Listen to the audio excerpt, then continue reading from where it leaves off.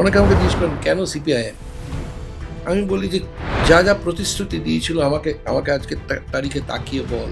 সব কটা রাজনৈতিক দলের যে কর্মসূচি আছে তারা যা প্রতিশ্রুতি দিয়েছিল, তারা ক্ষমতায় গেলে যা যা করবে, বামফ্রন্ট যা প্রতিশ্রুতি দিয়েছিল তার কতগুলো রূপায়িত করেছে আর বাকি দলগুলো কতগুলো রূপায়িত করেছে। নাগরিক আন্দোলনের অন্যতম শর্ত হচ্ছে যে আপনার রাজনৈতিক একটা বায়াসনেস থাকতেই পারে একটা দলের প্রতি, কিন্তু যখন আপনি নাগরিক আন্দোলনের স্পেসে আসছেন তখন সংবিধান ছাড়া আপনার কাছে আর কোনো স্পেস নেই।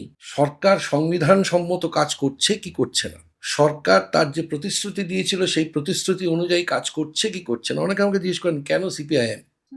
আমি বলি যে যা যা প্রতিশ্রুতি দিয়েছিল আমাকে আমাকে আজকে তারিখে তাকিয়ে বল।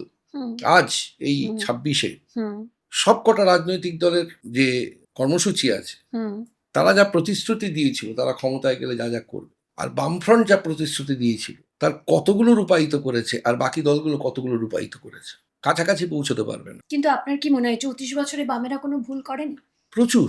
ওই জন্য বললাম 90 সাল থেকে আমি তাদের বিরোধী, 90-95, কিন্তু তারা তাদের মঞ্চে দাঁড়িয়ে আমাকে কথাগুলো বলার সুযোগ দিয়েছে।